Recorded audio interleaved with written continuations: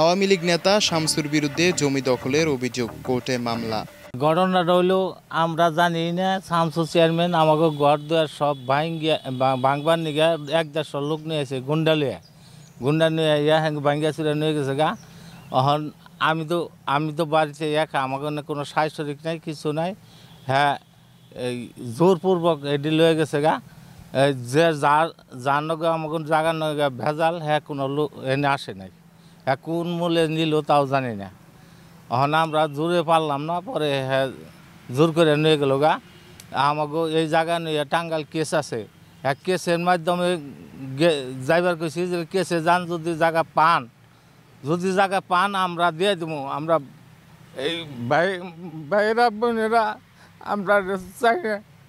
তারপরে কথা না হই না, আমার ওই তক্তা চালা গঠন হয়েছিল না, ফজলে না আলম না, আমার মাইরা লিবার চাইছাল। তাই আমি আর বাড়িতে কোনো বাইরে নেই, আমার কেউ বাইরে বেরোতে নেই।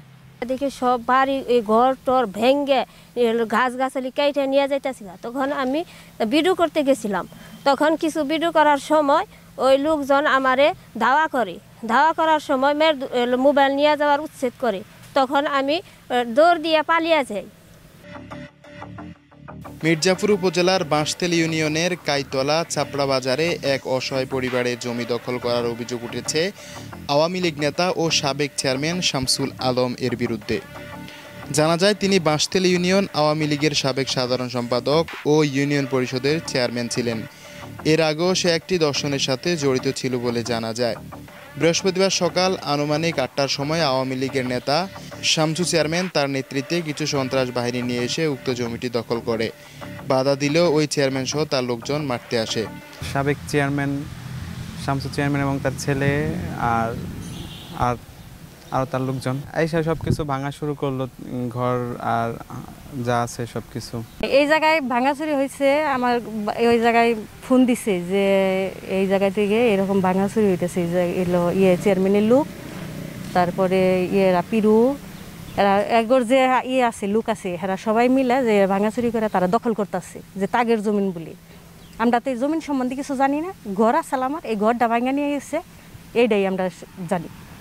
ঘরটার যে ভাঙ্গা নিয়ে গেছে, এটা কি ওই অন্যায় হয়েছে, সঠিক হয়েছে না অন্যায় হয়েছে? আমরা তো জমি সম্বন্ধে, যেমন এই জমিন আমরা যার কাছ থেকে কিনছি, আমরা চাইলে আমরা তার কাছে চামো যে জমিন আমাকে দিতে হইব, যে জায়গায় থেকে দিক। কিন্তু আমরা জমি সম্বন্ধে কোনো কিছু আমার কাছে নেই। কিন্তু আমার যে ঘরটা ভাঙলো, কেন ভাঙলো, এটাই আমরা চাই। আমি ঘরটা ভাড়া দিছি, বুঝছেন। আমার পক্ষে 30 বছর হয়ে গেছে, 20-30 বছর এই আমরা এই ঘর ভাড়া দিয়ে চলতেছি। তারপরে ও শুনি যে তোমাকে ঘর ভেঙে নিয়েছে। পরে আমরা ভয় আহি নাই, সেদিন আর আহি নাই।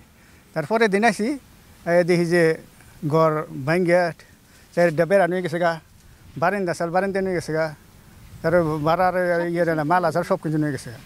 পরে ভুক্তভোগী ওই এলাকার মোহাম্মদ ওয়ারেস মিয়ার ছেলে মোহাম্মদ সানোয়ার হোসেন বাদী হয়ে শামসু চেয়ারম্যান ও তার ছেলে সহ 11 জনকে আসামি করে টাঙ্গাইল কোর্টে একটি মামলা দায়ের করেছেন। নামীয় আসামি ছাড়াও মামলার আসামি আরও 100 থেকে 150 জনকে অজ্ঞাত করা হয়েছে। ভুক্তভোগী পরিবার জানায়, এই জমি আমার পূর্বপুরুষের সবাই ভোগ করে গেছে। এই জমি নিয়ে কোর্টে মামলা চলতেছে। এর মধ্যে আওয়ামী লীগ নেতা শামসু চেয়ারম্যান ও তার ভাড়া করা সন্ত্রাসী বাহিনী এসে আমার ঘরবাড়ি গাছপালা সব ভেঙে নিয়ে গেছে। এখন আমরা তো নিঃস্ব হয়ে গেছি।